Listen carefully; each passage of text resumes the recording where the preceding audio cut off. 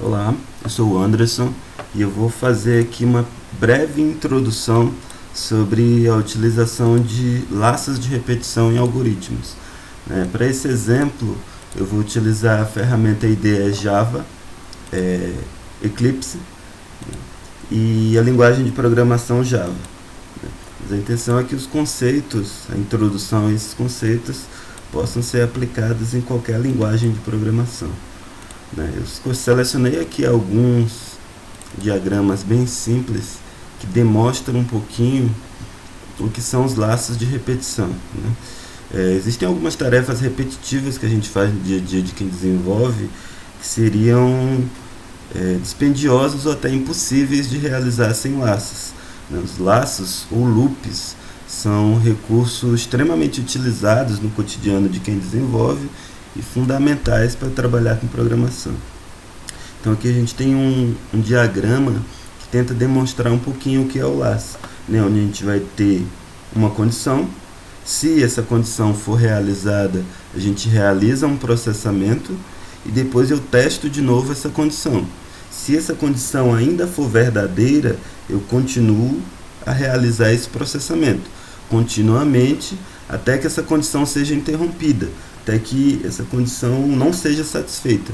Quando eu entro no não, ele segue o fluxo, que no caso do nosso algoritmo é encerrar o programa.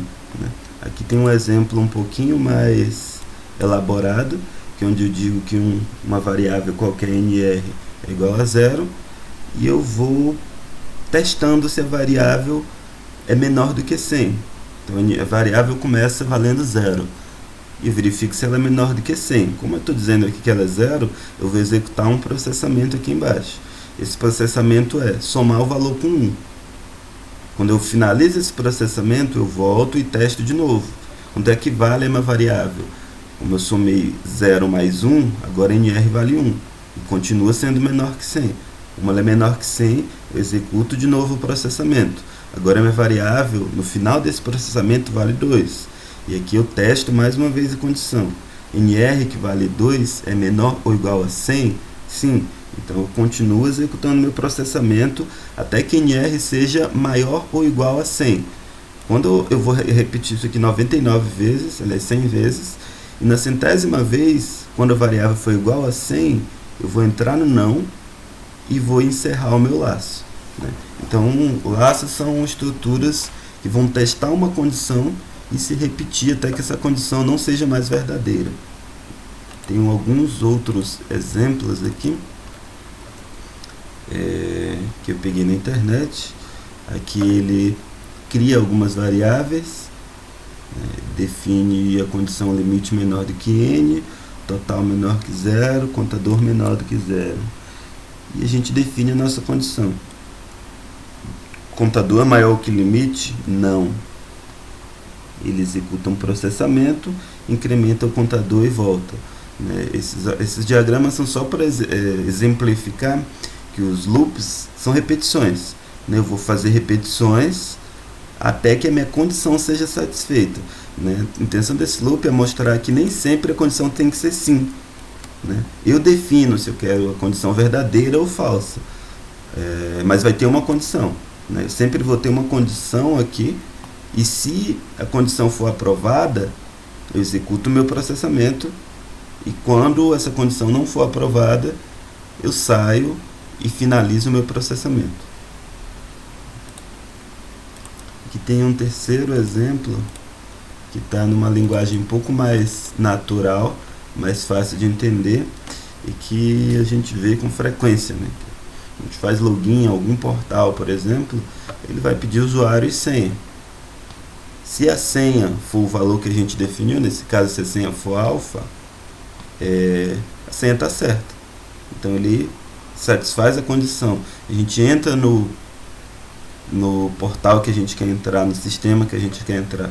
Se a senha não for verdadeira, se a senha for falsa, a senha não confere e ele volta para a tela pedindo a senha de novo. Isso aqui acontece em todos os sistemas com autenticação. Se a gente for fazer login no Facebook e vocês digitarem a senha e a senha estiver diferente, ele vai dizer que a senha está errada e ele volta para a mesma tela. Claro que isso não, nos sites isso não é um laço, mas isso é um exemplo de como poderia ser um laço de repetição. Na prática, os logins não são feitos com loops, mas é um laço, é um ciclo que se repete até que uma condição seja satisfeita e a gente desvia esse fluxo. Eu vou dar um exemplo aqui na programação, um exemplo bem simples, bem didático, de como utilizar laços na prática, né? Aqui eu fiz um programinha bem simples que recebe o valor de 5 produtos, né? E eu estou estimando aqui que meu produto paga um imposto, vou dizer que meu produto paga um ICMS de 12%, né? Então eu quero que o meu usuário digite o valor dos 5 produtos dele e depois eu vou mostrar o valor do produto embaixo e vou mostrar o valor do imposto apenas, né? Então aqui a gente tem um array de 5 posições, que é onde eu vou armazenar esses valores. Eu tenho uma variável temporária, que é onde eu vou jogar o cálculo de cada um dos produtos. Eu tenho aqui na linha 12 um scanner, que é para fazer a leitura dos valores digitados. E eu tenho as instruções básicas de saída e de entrada do meu programa. Então eu vou mostrar um texto aqui para o usuário informar o valor do primeiro produto e eu leio o valor digitado. Vou mostrar um texto para informar o valor do segundo produto e eu leio o valor digitado. E assim sucessivamente, né? Esse vídeo foi feito com a intenção de demonstrar a função de laços e não de demonstrar outros recursos de algoritmos ou programação. Então isso não vai ser focado nessa funcionalidade, né? E aqui embaixo eu faço o cálculo de 12% dos valores. Pego 12% do primeiro valor, mostro o valor do produto e mostro o valor apenas do imposto. E eu vou repetindo isso para todas as condições. Vamos executar esse programa para ver o que acontece, qual é a nossa saída, que já está mostrando. Aqui na parte inferior ele vai pedir o valor do primeiro produto, vou botar 150, o valor do segundo produto, vou colocar 200, o valor do terceiro 100, o valor do quarto 300, quinto 500. Depois ele vai me mostrar o valor do produto e quanto é 12% do mesmo, né? Um programa bem simples. Esse problema se torna maior quando eu quero digitar mais produtos, né? Aqui para receber esses valores a gente utilizou aí em torno de 30 linhas, 25 linhas. E se eu quisesse receber o nome de um estoque inteiro de produtos, né? Se eu quisesse receber 100 produtos, 200 produtos, né? Os produtos inteiros de um supermercado, isso aqui ficaria muito dispendioso, né? E desnecessário, difícil de manter, né? E se eu alterasse o meu cálculo, né? Se eu quisesse incluir mais uma instrução aqui, eu quero mostrar além do ICMS, eu quero mostrar a alíquota de quanto foi pago. Eu ia ter que alterar cada uma dessas linhas para que o programa satisfaça minha condição. Então, quando a gente utiliza instruções muito repetidas, muito semelhantes, o ideal é que a gente tenha um laço para automatizar essa instrução repetida, que é o que a gente vai fazer agora. A gente vai reescrever esse código utilizando laços, né? Aí eu vou criar uma classe nova aqui no Eclipse. Para criar uma classe nova, clico nessa setinha na parte superior. Não estou vendo classe aqui, using Other Class.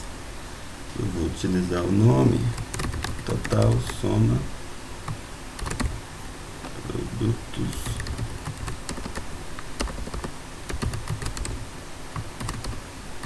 um loop.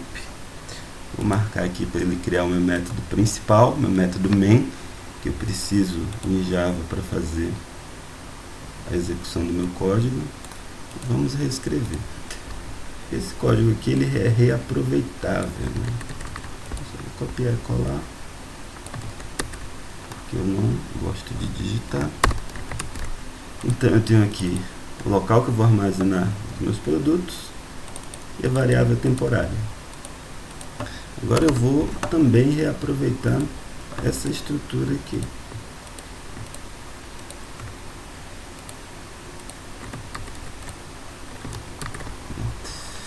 Basicamente eu vou fazer sempre a mesma coisa. Eu tenho dois momentos no meu aplicativo, duas situações. Uma é receber os valores, a segunda é mostrar os valores. Então, eu tenho a minha entrada e tenho a minha saída, que são basicamente a mesma instrução. Para essa demonstração eu vou utilizar o loop for, que é o loop que eu mais utilizo. A gente tem dois tipos de loops, que são o for e o loop while. Eu vou mostrar apenas o for, mas para quase todas as situações os dois têm a mesma utilidade. Quase sempre dá para utilizar os dois, mas eu utilizo mais o loop for, então eu vou trabalhar com ele aqui. O loop for, eu vou determinar uma condição, e enquanto essa condição for verdadeira, eu continuo executando esse produto aqui. Então o que eu quero aqui? Eu quero que essa mensagem apareça 5 vezes, né? Então eu vou dizer aqui que para for, eu preciso declarar uma variável aqui, que vai ser minha condição. Em programação a gente sempre chama essa variável de contador, e é comum chamar ela de i. Não sei porquê, mas todo mundo chama de i. Eu vou chamar de i também. Vou dizer que i vale 0. Eu quero executar isso aqui 5 vezes. Então eu vou dizer que enquanto i for menor do que 5, o que eu vou fazer? Eu vou somar i é igual a i mais... Eu nunca nem tentei fazer isso, na verdade. Mais 1. Ele vai funcionar. Ou seja, i vale 0. Enquanto i for menor do que 1, eu somo i mais 1. A gente entra nesse carinha aqui, bem parecido, né? Eu tenho meu i lá, meu nr eu chamo de i. Enquanto i for menor do que 1, i vale i mais 1. Aqui ele chamou de nr, eu chamei de i. A variável é minha, eu dou o nome que eu quiser. Também poderia chamar de nr lá se eu quisesse, mas eu vou chamar de i. Eu poderia botar perfeitamente aqui nr, não tem problema. Só que é comum a gente trabalhar com o nome i para contadores. E também é comum a gente utilizar o operador de pós-incremento, que é o mais mais, né? Esse mais mais é o mesmo, para quem está se habituando agora, é o mesmo que fazer i igual a i mais 1. Então a gente não utiliza na prática i mais 1, a gente não faz isso, mas é a mesma coisa. Eu vou determinar o escopo para o meu laço.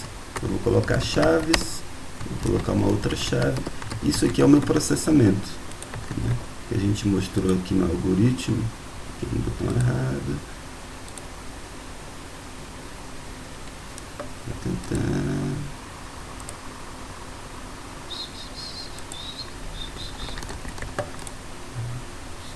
esse carinha aqui.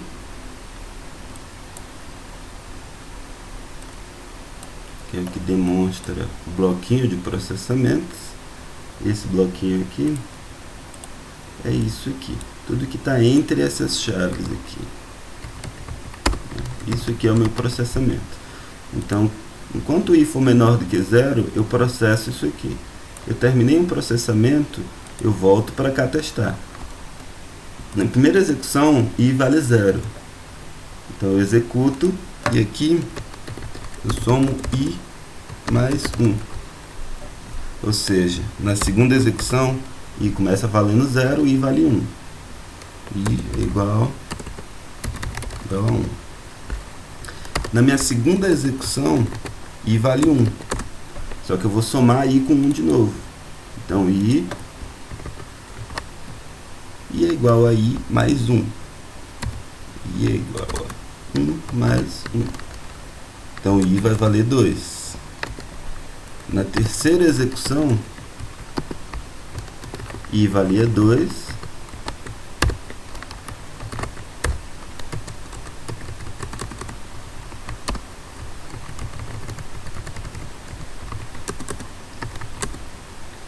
i valia 2, que é o valor daqui, e eu estou somando aqui, dizendo que eu vou somar mais 1.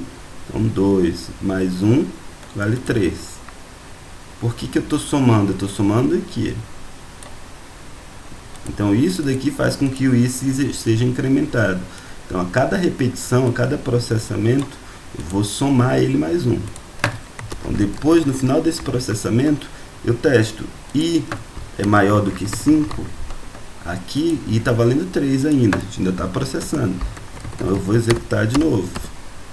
Quando eu executo de novo, o i vai valer 3 mais 1. Então, i vale 4.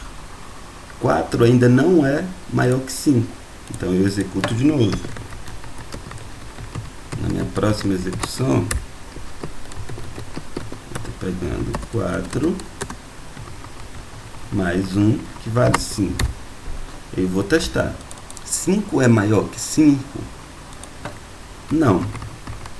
5 não é maior que 5. Então, vou executar mais uma vez. E agora vale 6. Que é o 5 mais 1. Como i vale 6, eu não executo isso daqui. Eu pulo para a linha seguinte. Como meu código está comentado, ele vai pular para essa linha aqui. Então, o laço ele repete as instruções várias vezes de acordo com a condição que eu determinei aqui em cima. Então, i vale 0. Enquanto i for menor do que 1, eu somo i mais 1. Então, i vai valer 0, depois i vai valer 1. Isso aqui ficou estranho.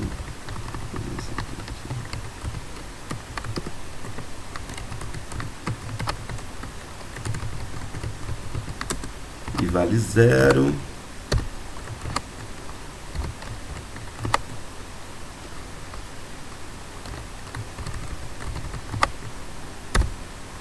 E começa valendo 0.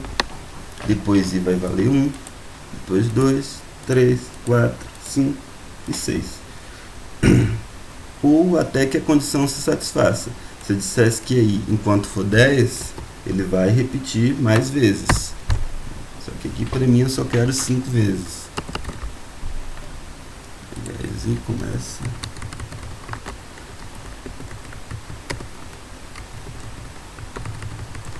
Começa valendo 0.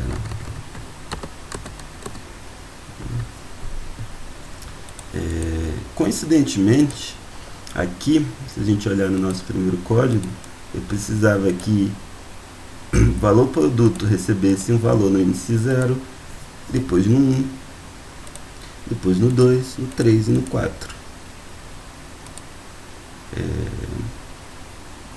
Então,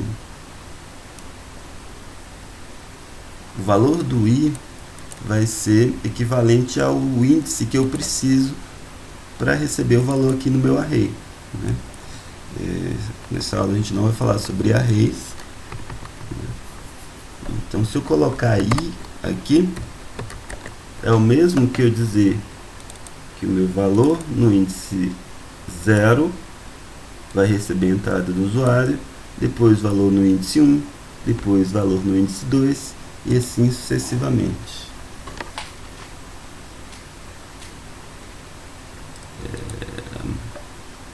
Aqui, para essa entrada ficar mais adequada, a gente pode concatenar o valor do i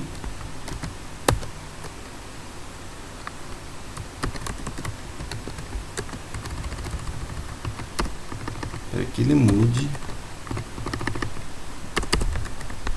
e não fique estático também, né?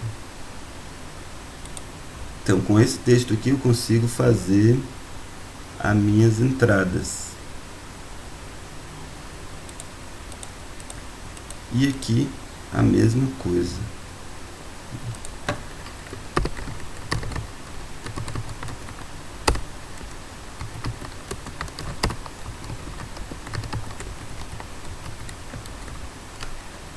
Não é um código bem semelhante.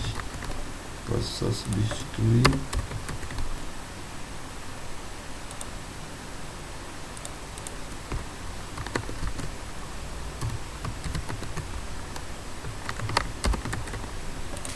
Então agora eu tenho uma repetição que vai substituir o meu código anterior.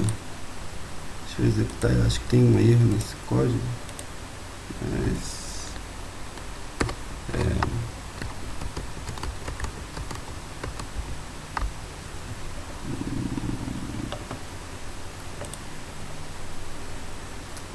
bem um erro, né? Só aqui.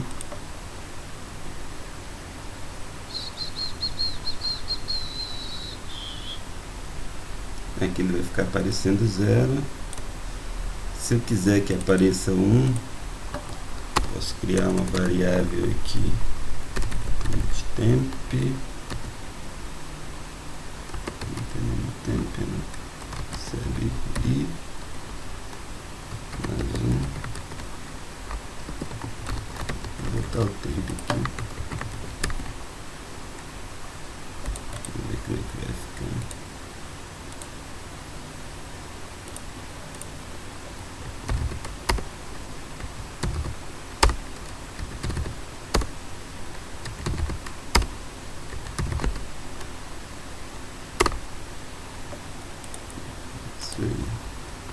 E aqui vai formar a mesma coisa.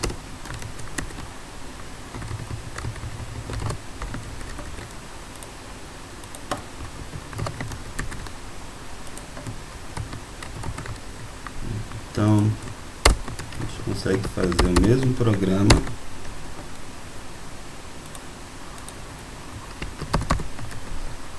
que vai atender a várias necessidades diferentes, abrange uma gama maior de problemas, né? Com isso daqui a gente conseguiria cadastrar 1000 produtos, né? Ou um único produto, sem alterar muita coisa e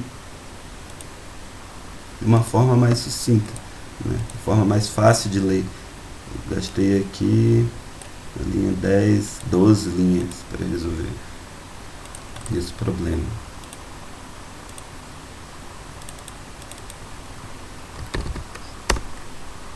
Vou dar um teste.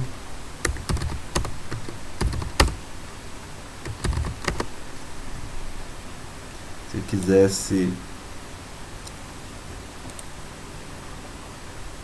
alterar a quantidade de produtos, é só alterar o tamanho do meu array e alterar o meu contador, né? Tem um jeito mais elegante de fazer isso, que seria, ao invés de explicitar aqui o valor 5, dizer para ele repetir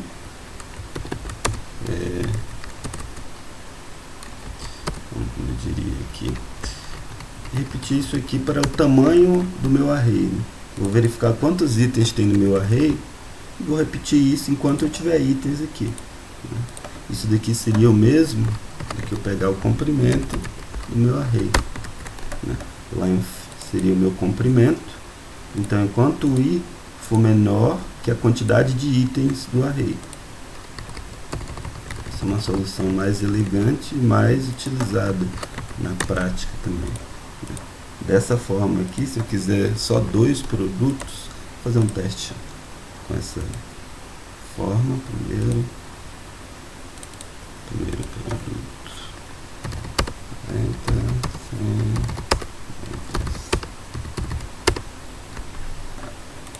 né? Funcionou do mesmo jeito. Se eu tivesse só 2 produtos, eu não ia alterar nada no meu código, não ia precisar fazer nenhuma alteração. Vou fazer umas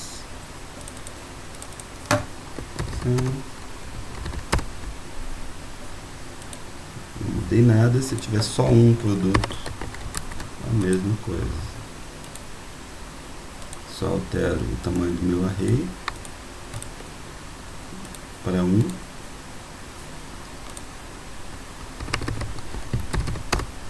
e ele se encarrega disso.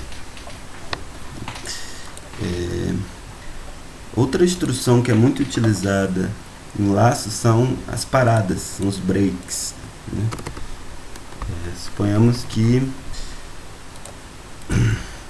eu posso ter uma lista imensa aqui de produtos mas por algum motivo eu só quero cadastrar 5. Então o que eu posso fazer aqui? Posso colocar um ponto de parada para quando o meu i for igual a 5 ele sair do laço. A gente utiliza muito breaks nos laços, muitas paradas no laço, e eu vou fazer dessa seguinte forma. Vou testar primeiro como vai ficar isso aqui. Java. Aqui ele vai me pedir produtos até o centésimo, né? É muito produto.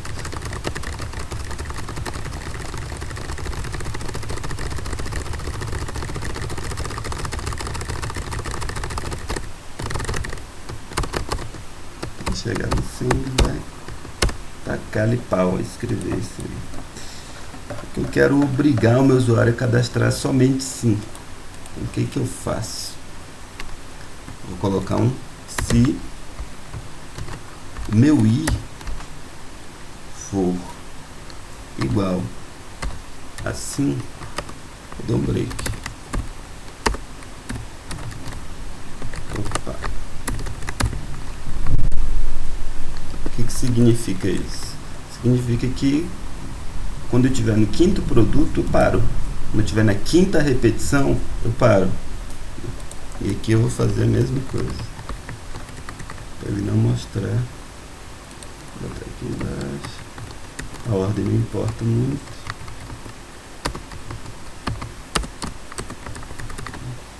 Cinco é muito, vai diminuir isso aqui. Tá só 2.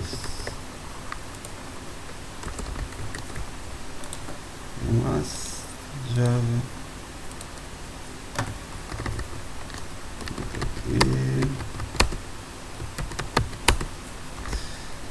Aqui ele executou até o terceiro, que o nosso count começa em 0. Então ele vai até o terceiro.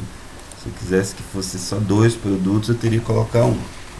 Ia contar o 0 e o 1 e ia sair no índice 1, que é a minha segunda entrada.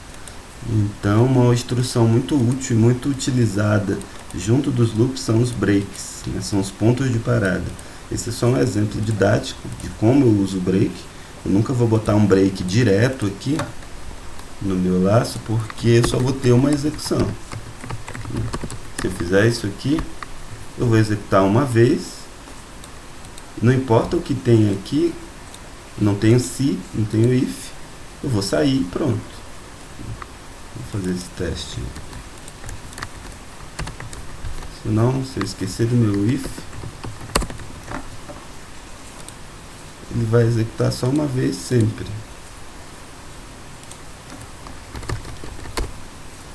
E pronto, né? Outra coisa importante é o break encerra o meu código do meu laço. Qual o código do meu laço? É esse bloquinho aqui. Depois que eu ponho o break, eu estou dizendo que acabou. Acabou e pronto, não tem mais nada. Se eu estou dizendo que acabou, eu não posso colocar mais nada aqui.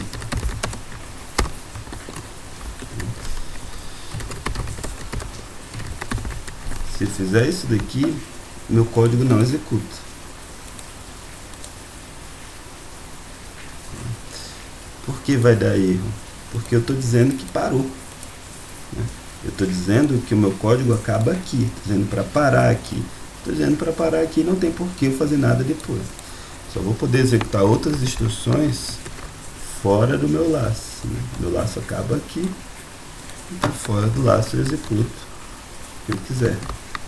Mas em seguida do break eu não posso executar outra instrução. O ideal é que o break seja sempre acompanhado de um if.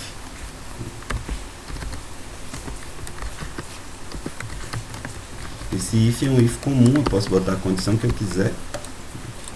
Não preciso comparar com i, posso comparar com outra coisa.